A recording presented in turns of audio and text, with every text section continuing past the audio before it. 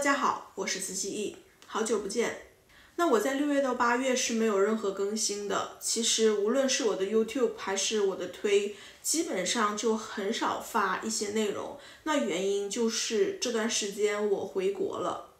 我回国其实就一个目的，就是我想学车。就很奇怪，虽然说我现在已经30多岁了，但是我觉得我的人生中好像并不是一定需要开车这个事情。我之前工作也好，生活也好，包括现在在欧洲生活，我基本上都是打车或者公共交通。开车对于我来说好像并不是一个刚需，所以说这件事情就是一直往后推，一直往后推。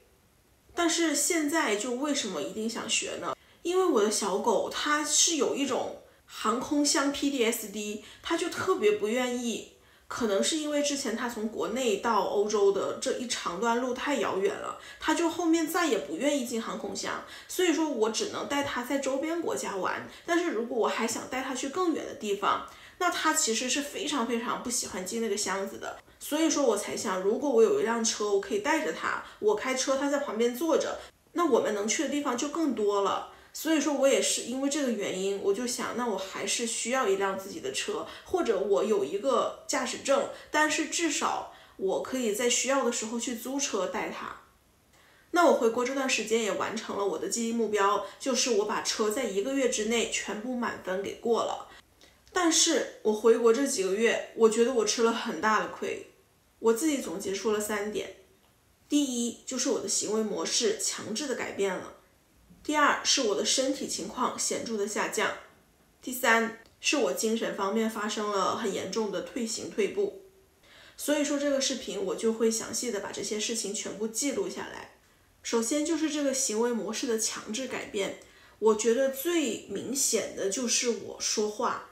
就我跟很久不见的这些亲戚朋友聊天的时候，我就会很明显的感觉到，我是不愿意说我在国外过的真实的生活，我不愿意告诉他们我是过得开心的，过得自由的，我反而会去说我在国外过得不好，不习惯，比如说吃不惯外面的东西，或者国外的效率太慢，或者说国外的人情淡薄等等。因为我不想引来不满，我不想引起一些爱国情绪。因为就算他们知道我在国外过得好，他们能真的为我开心吗？或者说他们想出国能容易出国吗？那我干脆不要说。然后就是关于穿着，虽然说我还是不服美意，但是我确实是会不想引起麻烦，我不想让那些男的看着我。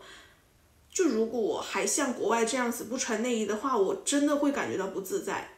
其实内心深处我会觉得我这样子挺没有勇气的。但是转念一想，我觉得我真的不想惹麻烦，我就在这待2-3个月，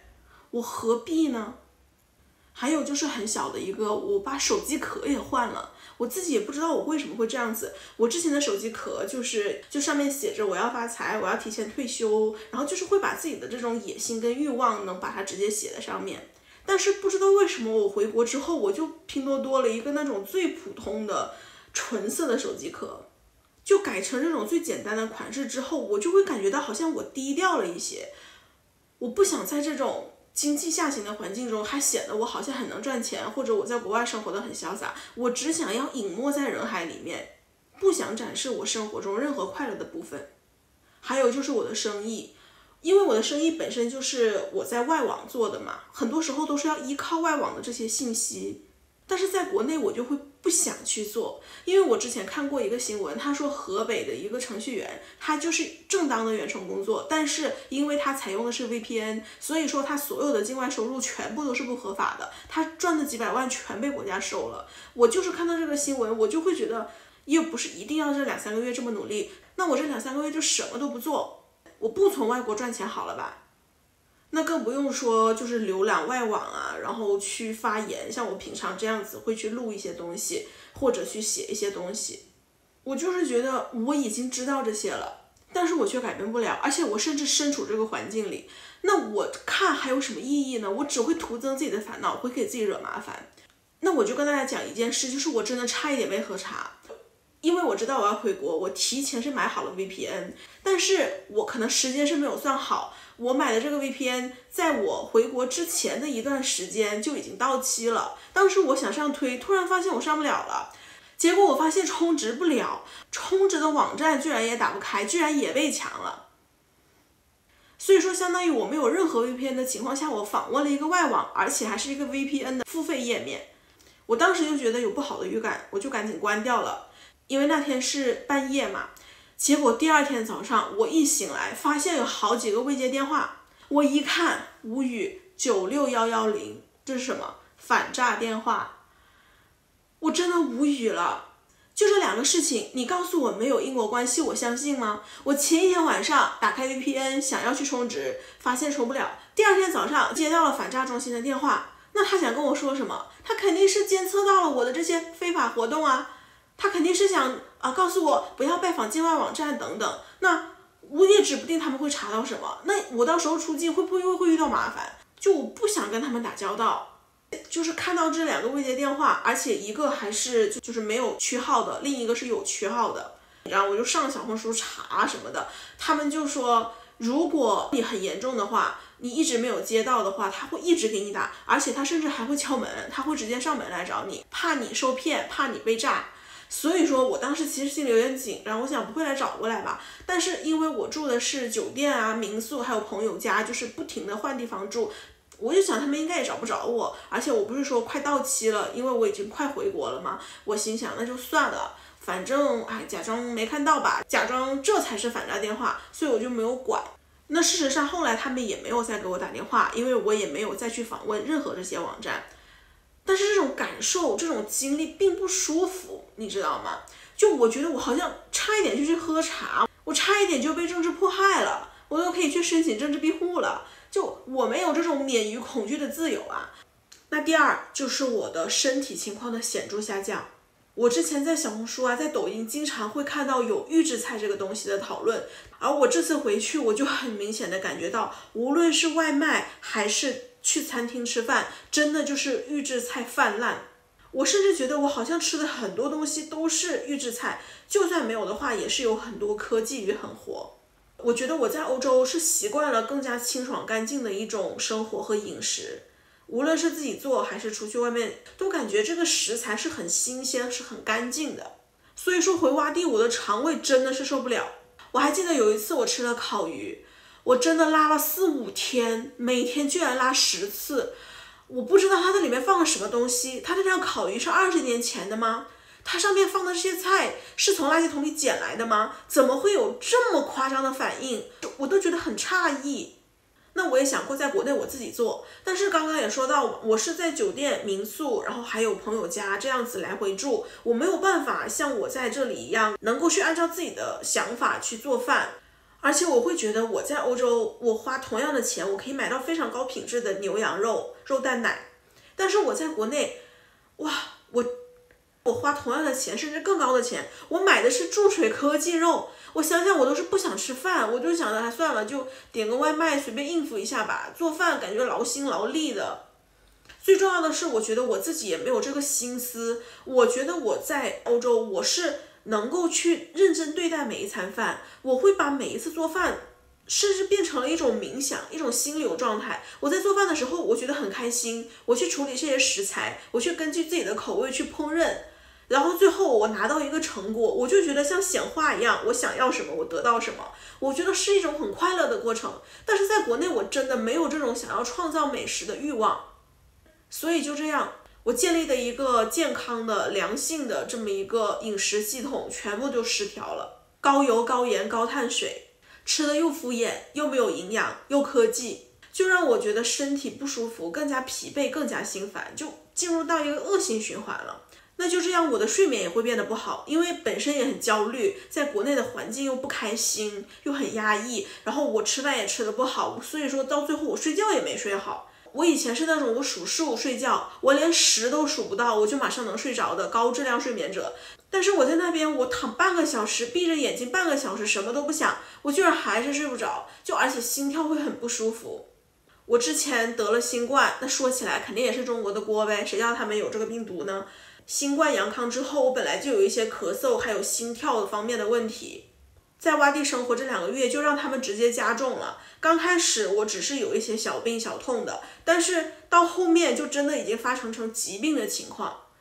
我以前是有一些像乳腺结节啊，还有多囊卵巢这种很常见的疾病，我是花了2-3年的时间慢慢调理好了。我这次回去体检，都几乎全部消失了。但是我现在又有新的毛病了，就是这些什么咳嗽啊、心脏方面的。所以我真的觉得洼地就是物理意义上的有毒。我在那里生活真的就是一身的毛病。我又回到欧洲，要从头开始慢慢去调理。第3就是精神方面的退行退步。我觉得我失去了对外发展的那种兴趣，反而会去反复的阅读我小时候最喜欢的那些东西，因为他们让我觉得很熟悉、很安全。这应该就是心理学上所说的这种退行嘛，退到一个你觉得舒适的地方。其实我在欧洲的时候，大部分时间是无所事事的，每天就有很多时间来自己去支配。主打的就是一个养生，那我会去寻找很多不同的兴趣爱好，去充实自己的生活，然后包括自己去写文章也好，然后录视频也好，每天就算不上班也是忙忙叨叨的，一天下来就会觉得很充实，能学到东西，也能创造东西。但真的我觉得回国一段时间就是心烦，我只想看我最熟悉的那些东西，比如这几个月我都在看哈利波特的书，这些都是我小时候可能已经看了10几年的东西。还有一个就是没有灵感，平常我可能看到一篇文章或者看到别人的讨论，我就会根据这些观点自己去想很多，再总结出来写出来或者录下来都可以。但是在国内我没有这种创作的欲望和能量，就是因为我不想大声说出自己的想法，我更不想录下来然后上传外网。你想我在国内网的时候，我连浏览都会小心翼翼的，我还上传一大段自己想说的话发到外网上去，就完全就失去了这种想法。而正因为我没有输出，所以说我也不想输入，因为我是那种想很多的人，我看到别人讨论，我看到别人说，我也想说，那我如果是不能说，那我干脆就别看，不然我真的会憋死。其实这3点说起来，总体而言，我觉得就是一种失控，一种失序。以前我确实觉得我是一个 P 人嘛，就是 INFP 的那个 P，做什么事情都是很随性，没有计划，想到哪里就到哪里，想去哪里就去哪里。但是我这几年我确实感觉好像变了一个人，我会更有规划，对很多事我也会有了目标，而且最重要的是我还可以去执行，我行动力变得很强。所以说就变成了一个所谓的 J 人嘛，我变成了 INFJ。我觉得这个应该是跟安全感有关，因为我觉得未来是更加确定的，我知道我的努力是有用的，我知道我的未来是有希望的，我知道我在实行这些计划的时候不会突然来的一些东西所打乱，我不再觉得我自己很渺小，怎么样都可以，我更觉得自己好像是我命运的主人，或者说是我情绪的伙伴等等。这个东西就是一个安全感跟掌控感吧，我在国内好像就没有这些东西。而时间呢，终于到了我离开的那天，因为是暑期，然后又碰上可能很多留学生回去，就机票变得很贵，那我也是想省钱，所以说我就选择了转机。一路确实是非常奔波，但是即使是这么累，我都觉得很轻松，我都觉得好像每离开1公里，我就能多呼吸一点。我还记得我过完边检的时候，就那一瞬间，一下子就好像有什么东西释放掉了，我觉得没有人找我，我直接就走了。在路上也花费了挺多时间的，然后我就弄了个休息室，我当时去休息室里面洗澡，又给自己调了一杯酒，喝着这个有冰块的酒的时候，旁边也很多老外啊，很多留子的时候，我就觉得这里感觉怎么才熟悉一点，就没有那么多传统老中人了。即使我在中国生活了近30年，但是我仍然对他没有这种爱和熟悉感，反而是一种更复杂的感情。这感情里面是有大量的恨和一些些的恨铁不成钢，有很多很多的悲哀和可惜，和一些些想吃东西的欲望。那说到吃，我觉得还是能够满足我一些所谓的中国胃了，但是我的内心真的没有那种很满足的感觉。就这些拉肚子的外卖啊，这些莫名其妙长胖的肉啊，然后这些随便一订20分钟就送来的奶茶，就这些东西它好像是一种充满罪恶的多巴胺的那种感觉。我吃了挺开心的，但吃完之后我就觉得很空虚，我觉得很对不起自己，我觉得没有那种掌控生活的感觉。而在飞机起飞的那一瞬间，我觉得我满脑子里就是一个声音，就是离开这里，离开这里，离开这里。当我终于飞起来，远离这片故土的时候，我才觉得熟悉和安全。说起来好像是有点悲哀，因为我自己的故乡已经不可能再成为我的故乡，但是只有自由才是最重要的，不是吗？总之呢，这一次回洼地，所有该办的事情我全部都完成了。我当时列的待办清单上，我一项全部都 check 了。执行力、行动力还是没有问题，现在也是安全的回来我熟悉的地方，我真正的家。但是与此同时，我真的付出了很多代价。我自己也问过我自己是不是值得，但是我却觉得我好像没有办法回答，因为我想如果再让我选一次，我还是会回去，因为我想要这个驾照，我想要带着我的狗去拓展更宽的边界。而且这一次我真的是回去收拾了我所有的东西，把几乎一切都断舍离了，就是我真的在那边一点东西都没有了。下次再回就真的不知道是什么时候了。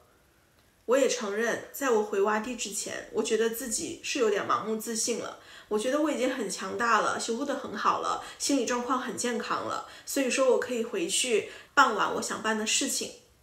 但是环境的力量真的是不能小看，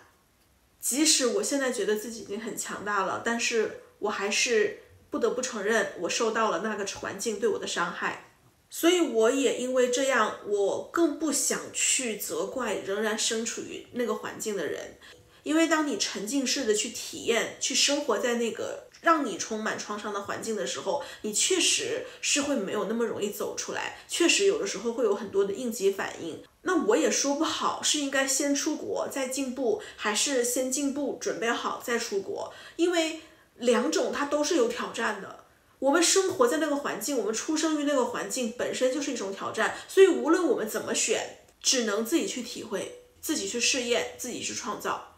但对于我来说，出来这件事情就是一个很大的治愈了。那现在是8、9月的时间，那我又混在一堆哭哭喊喊的流子里面跑了出去，在他们的这种眼泪和不舍里面，那我感觉到的是自由和解脱。那最后我想说，我这个视频的提纲就是在我经历了很长时间的转机啊，路上各种交通工具的折腾之后，是一个人很疲惫的状态下在大巴上写的。当时虽然很累，但是当我看着窗外的风景，我的灵感和能量好像一瞬间就回到我的身体了，让我没有办法停下的写下了这些东西。所以说那一瞬间我就知道了，自由对于我来说真的是最重要的。那今天的分享就到这里，如果你有什么想说的，也可以在评论区里留言。那我们下期再见，拜拜。